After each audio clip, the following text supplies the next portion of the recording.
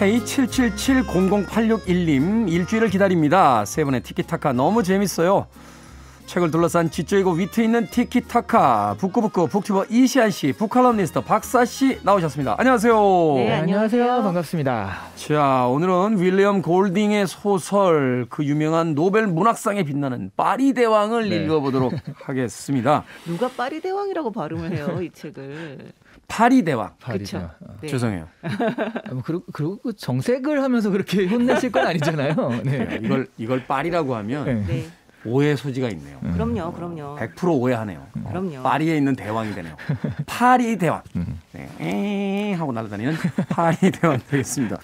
자, 윌리엄 골딩 어떤 작가인지 이시안 씨께서 먼저 소개를 좀 해주시죠. 네, 윌리엄 골딩 이제 서거든요. 경. Sir. 네, 이게 문학 작품으로 경칭호를 받으신 분이에요. 아, 우리 머리에는 일단 아서 코난 도일. 네, 그런 식으로. 네, 그 정도 기억이 나네. 네. 영국 작가 중에는. 네.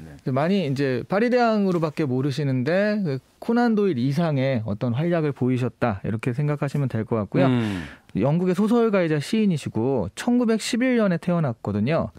그리고 1930년에 옥스퍼드 대학에 들어갑니다. 자연과학과 영문학을 공부를 했다가 그 교사로 재직을 했는데 그때 제2차 세계대전이 터진 거예요. 네. 그래서 여기에 자원에서 입대를 합니다. 2차 세계대전에. 네, 영국 해군에 입대를 해가지고 복무를 하는데. 영국은 사실 뭐 전쟁 한복판에 있었잖아요. 그렇죠. 거기도 그 유명한 노르망디 상륙작전에도 참가를 하고. 노르망디 상륙작전 네. 거기 나오지 않습니까? 라이언 일병 구하기 첫 장면에. 빠방빠방 하면서. 네, 그게 노르망디 상륙작전인데. 너무 끔찍하잖아요. 팔 날아다니고 막 이런 거. 근데 이 시기에 그거를 실제로 목격을 한 다음에 그래서 인간 본성에 대한 깊은 회의감을 느끼는 계기가 됐다고 그래요. 물론 모든 사람이 다 그런 건 아닌데 이 어떤 극한 상황에 다녀오신 분들이 철학자가 되거나 성직자가 되거나 혹은 이제 그 상처를 치유하지 못하고 굉장히 그 힘든 삶을 살거나 뭐 그런 어떤 극단적인 어떤 선택들을 하게 되는 경우들이 많잖아요. 그렇죠. 그래서 2차 세계대전 끝나고 이게 도대체 삶이 무엇이냐 하면서 실존주의가 또 한참 유행을 했었잖아요. 그렇죠. 1차 세계대전 끝나고 다다이즘 2차 세계대전 이후에 실존주의, 철학적 사조가 막 변해가니까. 네. 그런 회의감이라든가 그런 것들을 바탕으로 이제 소설을 쓰기 시작을 했는데요. 교사로 일하면서 소설을 쓰기 시작을 했거든요. 근데 1954년에 발표한 첫 소설이 파리 대왕이에요. 파리 대왕. 네. 파리 대왕입니다. 파리 대왕이라니요? 아니죠. 발음에 유의해 주십시오. 알겠습니다. 네. 이게 티카티크가 맞아요? 아니면 투닥투닥이 맞아요? 저희? 투닥투닥에 가까운 것 같은데요? 이게 주먹질이 안 나라요. 그것만 주의하면 되죠. 뭐. 네. 그래서 극한에 처해져 있는 인간의 이기적인 내면을 잘 드러냈다라는 평가를 받으면서 나중에 1983년에 이 작품 이 작품뿐만 아니지만 이 작품이 이제 큰 계기가 돼서 노벨 문학상을 받게 되고요. 그리고 성인 의식이라는 책으로 또 1980년에 문학 부분의 부커상, 지금 이제 맨부커상으로 알려져 있잖아요. 네. 부커상을 받기도 합니다. 그래서 지금 여러 가지 작품이 있지만 우리나라에선 그래도 파리 대왕, 파리가 아니라 파리 대왕으로 잘 알려진 작가다라고 말씀드릴 수 있겠습니다. 네. 우리 제목에서 이제 파리 대왕이라고 되어 있습니다만 본 제목을 봤더니 파리들의 대왕. 이렇게 파리들의 왕 이렇게 되어 있습니다. 네. 이 제목이 의미하는 바가 뭘까요? 그 제목 같은 경우는 그러니까 이게 성경에 나오는 얘기라고 하더라고요. 네. 그러니까 성경에 나오는 악마인 바알제북의 영어식 번안이 이 제목이라고 얘기를 합니다. 우리는 이제 소위 이제 벨제북이라고 부르는 그렇죠. 바알제북. 그렇죠. 네. 그것이 이제 말하자면 이 책의 원래 제목이다. 네. 성경에 등장하는 그 단어를 가지고 왔다. 그러니까 바알제북, 벨제북이라는 거는 이제 신의 반대쪽에 있는 모든 악의 근원이자 그 행동의 총체를 이야기하는 거잖아요. 그렇죠. 근데 사실은 원래는요. 이렇게 하면 또 기독교인데 신이 목축의 신 여호와잖아요. 기독교는. 그럼 목축의 신이 있고 여호와라고 안 하고 요새 이제 야훼라고. 야훼. 목축의 신이 있고 그 반대쪽에는 또 농업의 신이 있어요. 농업의 신이 바알인 거죠. 그래서 예전에는 그 두 신의 어떤 세력 다툼처럼 이렇게 하다가 야훼가 이긴 거예요. 그러니까 목축의 신이 이기면서 농업의 신 바알이 마치 우리가 생각하기에 악마처럼 돼버린 거죠. 그게 이제 말하자면 이제 기독교 사관을 이제 벗어난 또 다른 어떤 사관으로서 이제 그렇게 해석하는 사람들도 있다. 네. 어찌됐건 파리대왕이 무슨 의미인지는 아직 오리무중입니다. 네, 작품을 분석해가면서 네. 이 제목에 대한 의미를 좀 찾아보도록 하겠습니다. 자, 이 파리대왕 앞서 뭐 줄거리 좀 정리를 해봐야 될 것 같아요. 박사 씨, 먼저 줄거리를 좀 정리를 해주시죠. 네. 이게 어떻게 보면 굉장히 평화로운 이제 소년 모험물처럼 시작을 합니다. 네. 시작은 그렇게 됩니다. 일군의 소년들이 태평양에 있는 무인도에 불시착을 하게 돼요. 어른은 한 명도 없고요. 아주 어린 뭐 대여섯 살의 소년부터 10대의 소년들까지 모여서 이 섬에서 살아남아야 됩니다. 그런데 이제 아이들이잖아요. 이 문제의 심각성을 깨닫지를 못해요. 그러면서 이 보물섬이나 산호섬 같은 소년 모험 소설을 떠올리면서 굉장히 즐거워하죠. 네. 네, 그중에 이 렐프라는 소년이 이 오합지졸 소년들의 우두머리가 됩니다. 이 소라를 이제 주워서 불어서 이 소년들을 불러 모았기 때문인데요. 이 소리는 일종의 민주주의의 상징이 됩니다. 그러니까 이 소라를 손에 들고 있으면 발언권을 얻는 그런 형태가 되는 거죠. 소라를 딱 들면 이제 떠들다가 조용히 해야죠. 그렇죠. 소라 든 사람만 말할 수 있다. 말할 수 약간 있다. 이런 규칙인 거죠. 이 소년들은 처음에는 나름대로 규칙을 정하고 살아가기 위한 조치를 취해요. 뭐 이제 구조받기에 봉화불을 올리고 뭐 머물 거처로 오두막도 짓고요. 과일을 모아서 먹을 것과 마실 것도 확보를 하고요. 그렇지만 이 사냥의 흥분에 휩싸인 잭이라는 소년과 네. 이 렐프가 대립을 하게 됩니다. 이 잭은 멧돼지를 사냥하고 싶어 해요. 그러면서 구조받기 위한 노력을 좀 등한시하고요. 이 렐프하고 이 돼지라는 별명으로 불리는 안경 쓴 소년이 규칙과 이상을 지키기 위해서 노력을 하게 되죠. 근데 이제 이들의 대립은 거의 극한까지 치닫게 되고요. 이 비이성적인 상태에서 사이먼이라는 소년을 살해하는 데까지 치닫게 됩니다. 이 잭은 얼굴에 피와 진흙을 바르고 아이들의 추장으로 이제 굴림을 하려고 하고요. 이제 그를 위해서 안경 쓴 소년의 안경을 이제 뺏어가요. 왜냐하면 이 안경이 불을 피울 수 있는 도구거든요. 돋보기가 되잖아요. 그렇죠. 원래는 뭐 근시의 안경으로는 불을 붙일 수 없다고 합니다만 어쨌든 네. 설정은 그렇습니다. 이 안경이 없으면 잘 보이지 않는 이 심한 근시인 소년이 안경을 찾으러 이제 잭과 그 무리를 찾아가게 되는데요. 거기서 또 살해를 당하게 됩니다. 그리고 흥분한 소년들은 이 렐프를 찾아 죽여라 하면서 이제 숲에 불을 놓게 되죠. 그러니까 마지막엔 거의 이제 목숨을 건 추격전을 벌이게 되는데 그 끝에 이 불을 보고 어른이 찾아오게 돼요. 영국 해군 장교가 찾아와서 결국 이제 이들과 이제 만나서 이 이를테면 끔찍한 사태가 종결이 되는 걸로 끝이 납니다. 이 어른이 찾아오기 전까지는 정말 그 어느 어른들의 그 모험담이나 폭력물에도 비견될 만한 비견되긴요. 훨씬 더 심하던데요. 그 막 극단적 형태를 보이다가 맞아요. 어른이 찾아오니까 울잖아요. 그렇죠. 아이가 돼버리죠. 네. 그 장면 참 이 책의 끝부분에서 인상적이었던 기억이 됩니다. 자, 이 파리대왕뿐만이 아니라 많은 문학과 그 영화 작품들 속에서 이 표류하고 난파되는 이야기들이 등장을 합니다. 뭐 고전에는 뭐 걸리버 여행기 같은 작품들이 있고요.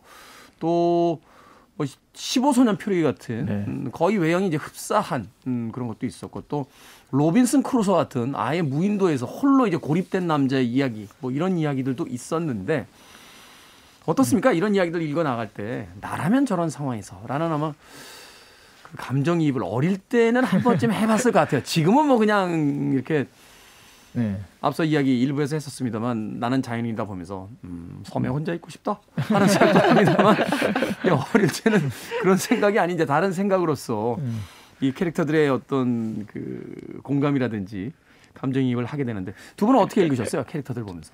당연히 어릴 때는 이제 주인공의 이입을 좀 하잖아요. 네. 그래서 뭐 이쪽 아니면 저쪽, 그러니까 야만의 상징, 문명의 상징 이입을 하는데 지금 커서 보니까 내가 만약 저기 있었다면 어떤 캐릭터였을까 생각을 해보니까 저는 거기서 이름이 절대 나오지 않는 돼지라는 캐릭터가 아닐까.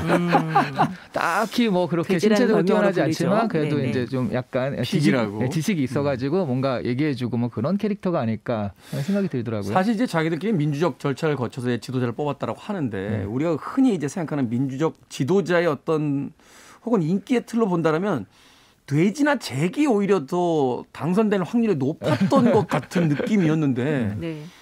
렐프가 당선이 된단 말이에요. 네. 사실은 어릴 땐 잘 몰랐는데 나이가 들어서 다시 보게 되니까 렐프가 얄미워요. 하는 게 없잖아. 그냥 소라를 들고 이렇게 이거 한번 불고 이렇게 폼 탁 잡고 있잖아요. 네. 제 입장에서는 진짜 얄미웠겠다는 생각도. 지적 능력에서는 또 돼지가 오히려 그렇죠. 훨씬 더 뛰어난 지도자가 될 수도 있었겠다는 또 생각도 해보게 되는데 박사 씨는 어떻게 읽으셨습니까? 저 같은 경우는 이걸 보면서 진짜 여기서 내가 감정이입이 되는 캐릭터가 누가 있나 하고 봤더니 거기 5살 정도의 어린아이들이 나와요. 네. 근데 이 아이들은 정말 이 일이 어떻게 돌아가는지도 모르고 너무 천진난만하게 바닷가에서 놀다가 과일을 따먹다가 또 밤에는 또 짐승이 무섭다고 서로 원그룹을 모여서 자고 그다음에 뭐 이를테면 정말 아무 문제의식이 없이 잭이 이제 돼지를 잡았다고 하니까 막 신나게 따라가서 고기를 얻어먹고 또 춤추고 놀고 그럽니다. 네. 그러다가 또 렐프가 지어놓은 오두막에 가서 자고 하죠. 전 얘네들이 너무 감정이입이 되더라고요. 그랬으면 좋겠다라는 그런 거 아닌가요? 그렇죠. 전 아마 갔으면 진짜 아무 생각 없이 놀면서 쟤네 뭐하니? 막 약간 이러면서 놀지 않았을까라는 갑자기? 생각을 했는데요. 근데 진짜 말씀하신 것처럼 이게 우리가 처음 보게 되면 이게 잭과 렐프의 대립이 가장 이제 눈에 띄게 되는데 사실은 굉장히 이제 아주 정교한 장치들이 되어 있습니다. 네. 그러니까 이 돼지라고 불리는 그 안경 쓴 소년 같은 경우가 정말 이를테면 이성과 지식을 담당을 하고 있다면 여기서 사제를 담당하고 있는 그러니까 이를테면 신비적인 분을 담당하고 있는 사이먼이라는 소년이 나와요. 있죠. 예, 이 사이먼이 여기 파리대왕이라고 이제 상징되는 이게 잭이 그 암돼지를 이제 사냥한 다음에 그 머리를 잘라서 짐승한테 바친다면서 이렇게 꽂아놔요. 아주 원시적인 주술적인 의미죠. 의미도 있고 또 야만성을 어떤 그 상징하는 장면이고. 그렇죠. 근데 그 이제 머리에 새까맣게 파리들이 몰려서 이제 뜯어먹고 있는 것을 사이먼이라는 소년이 보게 되고 이 사이먼이 이 환상 속에서 이 이를테면 돼지머리, 그러니까 파리대왕이라고 이제 칭하는 이 돼지머리와 대화를 나누는 장면이 나오는데요. 그게 이를테면 이 작품에서 어떤 신성성을 이제 보여주고 있다고 얘기를 하죠. 근데 아이들이 아니었다면 저는 오히려 약간 사이먼 쪽이 아니었을까. 좀 이렇게 환각과 백일몽에 사로잡혀서 이렇게 거기 있지 않았을까. 약간 이런 생각도 좀 해봤습니다. 그렇군요. 네. 사실은 이제 아까 그 이 3명의 특히 이제 4명 사이먼까지 4명의 어떤 주요 캐릭터들이 등장을 하게 되는데 이제 아이들의 이야기라고 합니다만 아주 영리한 장치처럼 어른 사회를 그 은유적으로 상징적으로 보여주는 듯한 그런 이제 캐릭터들을 배치해 놨잖아요.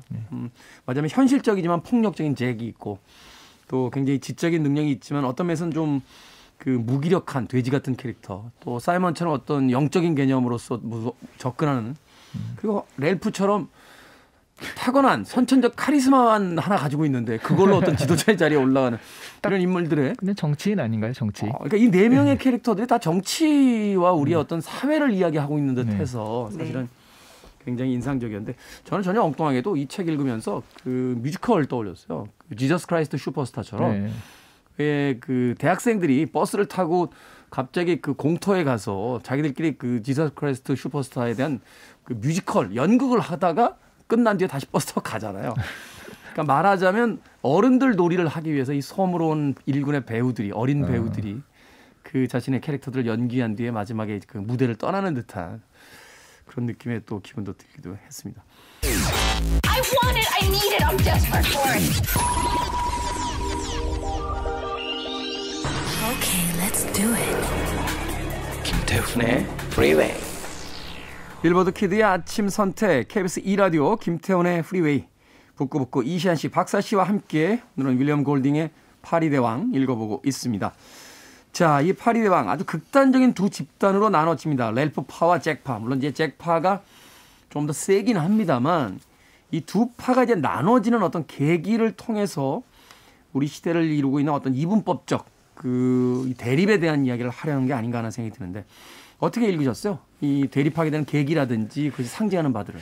뭐 계기라고 하면은 사냥이 일단 그 사냥을 하면서 이 사람 그 아이들이잖아요. 정말 나이가 제일 많은 게 12살인가 12살. 그렇거든요. 네, 한 5, 6세부터 한 12살 정도까지 아이들이죠. 그러니까 이 친구들이 평소에 뭐 사냥을 해본 적도 없지만 이렇게 먹고 살기 위해서 사냥을 하다가 그러면서 자기 안에 이게 뭔가 좀 그 흥분되는데 이런 걸 깨우기 시작을 하거든요. 야만과 폭력성을 이제 발견하기 시작하죠. 계기라고 하면은 저는 사냥을 하는 요 장면부터 이제 시작이 되지 않았나. 그러면서 조금씩 뭔가 좀 갈라지는 포인트들이 나오니까 네. 계기는 아마 사냥이 아니었을까 하는 생각이 들어요. 구조를 위한 이제 봉화를 중시하는 파와 이제 아니야 여기서 우리끼리 살아남기 위해서 일단 사냥을 해야 돼. 하는 이 잭파의 어떤 대립. 그거는 너무나 잘 봐준 거고요. 저는 네. 그냥 중2병의 발현이 아닐까라는 생각이 듭니다. 아니 정말 나이도 딱 그렇고요. 정말 중2병이에요. 막 그래요? 정말, 네, 그럼요. 너무 막 진짜 자기가 이 섬의 추장이다. 막 이래가면서 그 얼굴에다 분칠을 하잖아요. 그렇죠. 피와 재 이런 걸 재를 막 해서 막 바르면서 예. 사실 그 장면 되게 섬찟한 게요. 그 이후에 그 지옥의 묵시록에 네. 그 율브리너가 그러고 나와요.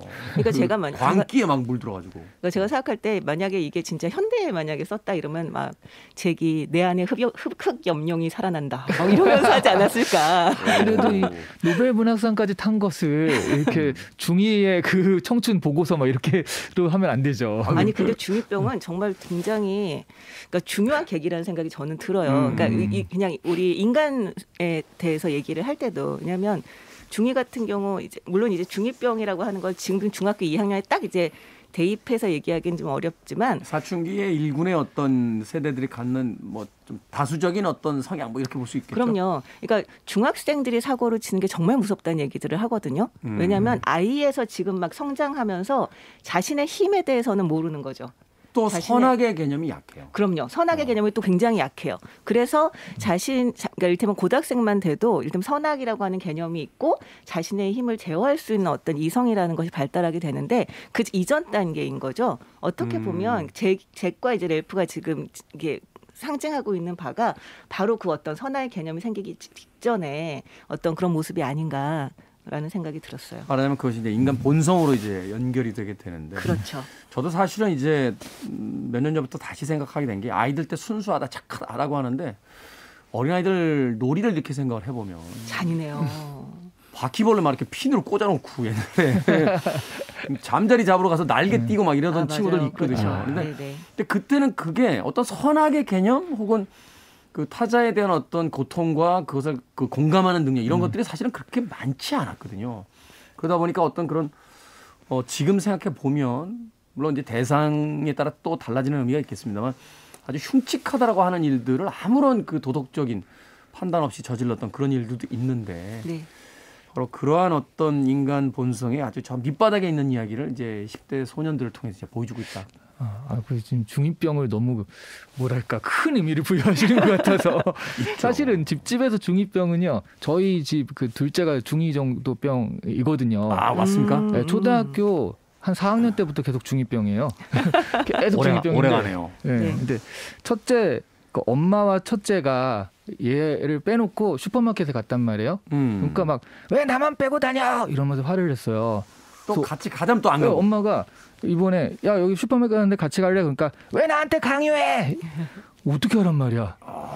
그래서 집집마다 느끼는 중2병은 요 정도. 그러니까 뭐든지 싫고 뭐든지 비판적이고 뭐 이런 정도로 느껴지긴 하거든요. 그러니까 아마 이 아이들이 그러니까 섬에 이렇게 고립되지 않고 그러니까 정상적인 가정 속에서 문명 속에서 있었다면 아마도 그런 정도 안에서 이를테면 반항을 한다던가 네. 자기 불만 표출한다는 건 정도였겠지만 사실 이 섬에서는 전혀 제약이 없거든요. 그렇죠. 그러니까 어른들이 이제 그것을 강제하는 것도 아니고 정말 문명의 힘이 이 안에서는 작동하지 않는단 말이죠. 그랬을 때 어디까지 갈 수 있는가라고 하는 걸 보여주지 않았나. 그러니까 뭐 말씀하신 것처럼 우리는 중2병이라는 말을 그냥 사춘기 정도로 이해를 하고 있는데 실제로 만약에 정말 약간 사고 실험으로 이제 이런 섬과 모임들 풀어놓는다면 어떻게 될 것인가 하는 것을 보여준 게 아닌가 저는 그런 생각을 좀 했어요. 네. 그러네요. 인간이 그 문명이라는 보잘것없는 외피 속에 숨어서 성인군자인 척하지만 한순간 그것이 벗겨졌을 때 얼마나 폭력적이면서도 파탄적인 어떤 상황으로 갈 수밖에 없는가.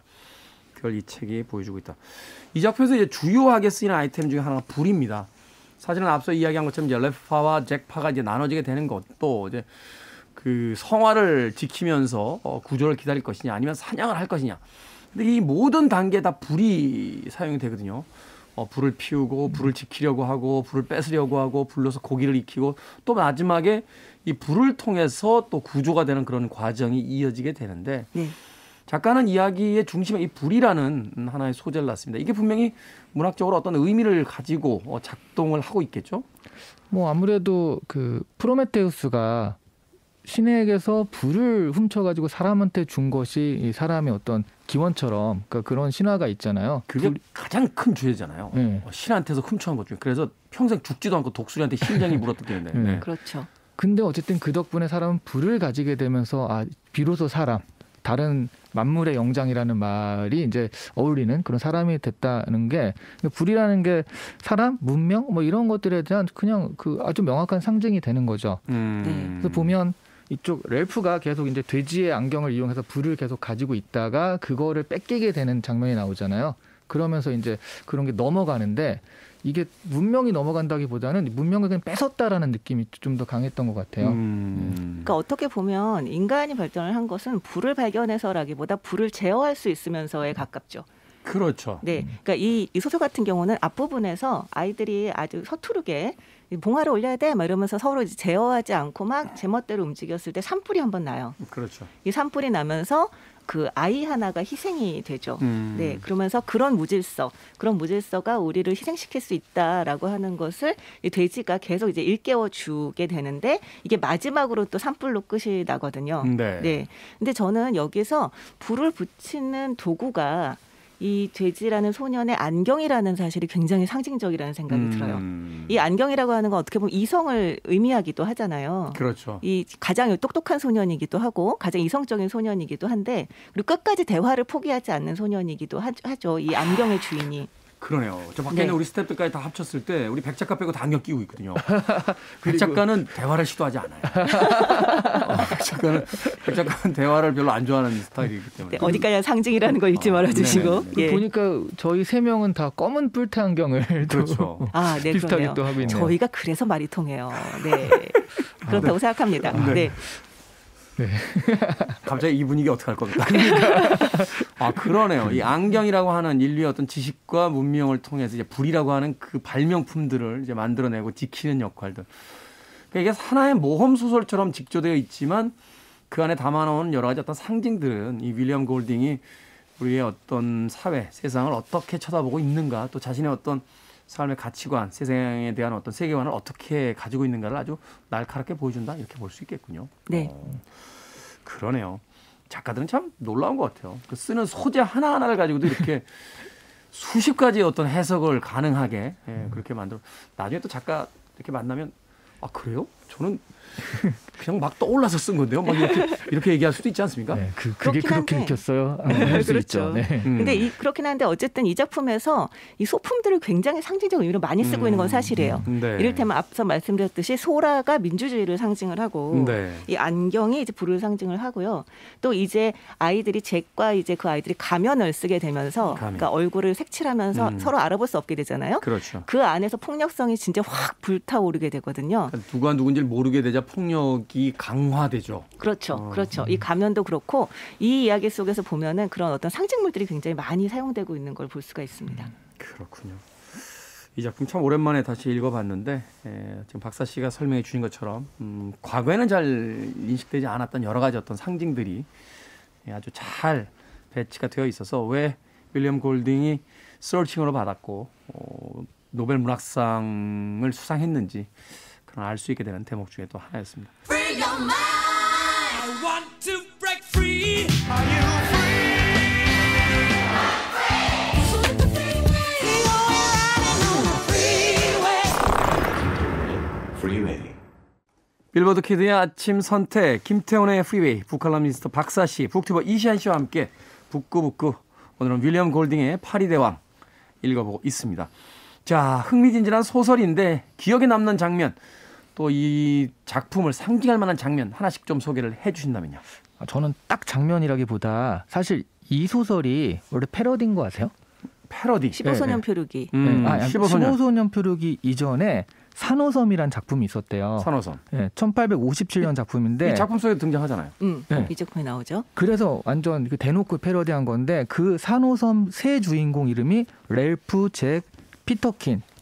그래서 이름도 렐프와 잭이라는 이름도 여기서 나온 거거든요. 네. 이 산호섬이라는 이 작품은 세 소년이 난파를 당해가지고 섬에서 서로 배려하고 도와가면서 그걸 어려움을 극복해가는 이야기예요. 그러니까 인간의 선함 이런 거에서 서로 도움을 주는 근데 이제 파리대왕의 주인공 렐프와 잭은 완전 반대잖아요. 아, 그걸 반대로 해석을 해내는 거군요. 네, 산호섬의 흑화 버전 이렇게 보시면 될 건데, 그러니까 이 골딩이 그런 2차 세계대전을 겪고서 야, 인간성이라는 게 과연 그런 어떤 것들이 산호섬 말도 안 돼 하면서 이 소설에서 이제 완전 반대로 그걸 만들어낸 게 이 소설이거든요.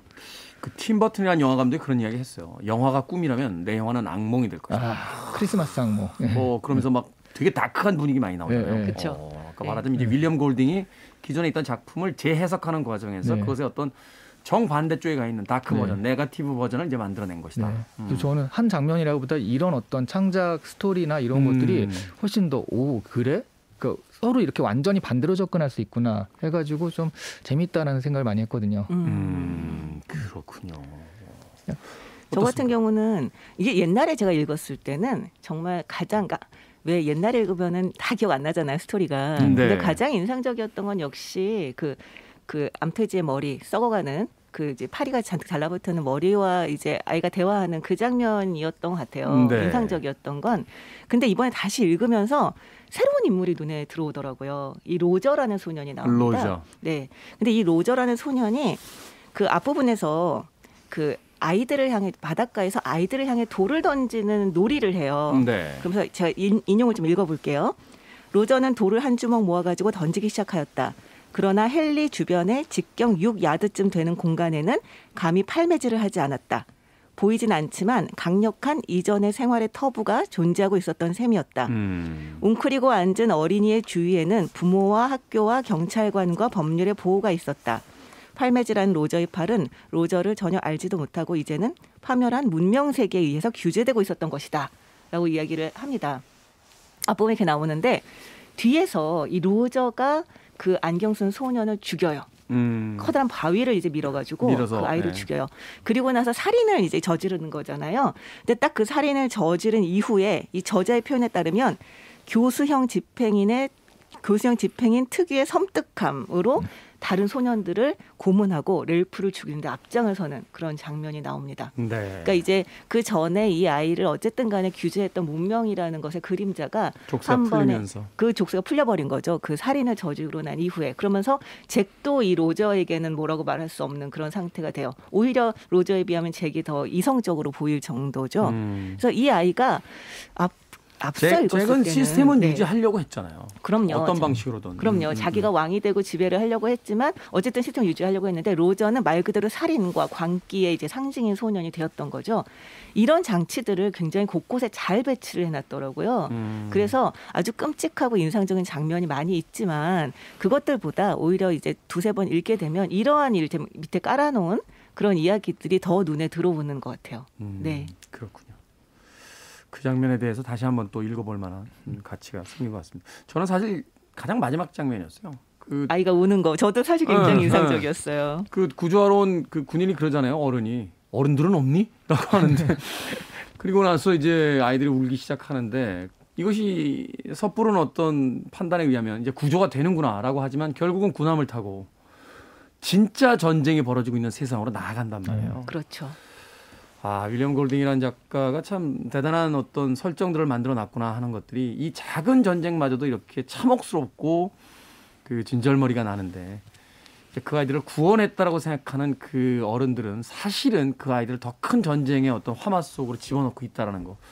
그게 참 마지막 장면에서 저는 좀 먹먹해지는 최근에 뭐 우크라이나와 러시아 이제 전쟁을 보면서 이제 그런 생각이 더 많이 들더군요. 말들은 참 잘하더라고요. 국가 지도자들이. 네. 여러 가지 이야기하는데 아무도 그 죽어가고 있는 아이들에 대해서 진심으로 걱정하고 있다거나 또 이것을 멈추기 위해서 자기 아이들이 그 위험에 닥쳐 있을 때처럼 움직이는 사람들은 없지 않나 하는 생각이 좀 들었습니다. 네. 한 줄 추천사 주시죠. 파리는 안 나옵니다. 나와요. 대신- 파랗게 나오죠. 잠깐만요. 한 줄 추천사잖아요. 은유적 표현, 시적 허용. 아 예. 파리는 안 나옵니다. 다만 파리보다 못한 사람들이 나오죠. 여기서 파리는 그저 거들 뿐. 네. 중요한 것은 사람이다. 네. 자, 박사님. 네. 우리가 믿고 의지하는 인간의 문명이라는 것이 얼마나 약한 것인가 혹은 얼마나 강한 것인가라는 것을 실감하기 위해서 이 소설 한번 읽어보시길 권합니다. 네, 우리의 문명에 대한 새로운 시각 그리고 소격 효과라고 그래요. 한 발 떨어져서 봤을 때 비로소 제대로 보이는 것처럼 우리가 믿고 있었던 이 시스템에 대한 다시 한번의 어떤 새로운 생각을 심어주는 책이다라고 이야기해 주셨습니다. 북구북구 오늘은 윌리엄 골딩의 파리대왕 읽어봤습니다. 북튜버 이시안 씨, 북칼럼니스트 박사 씨와 함께했습니다. 고맙습니다. 네, 고맙습니다.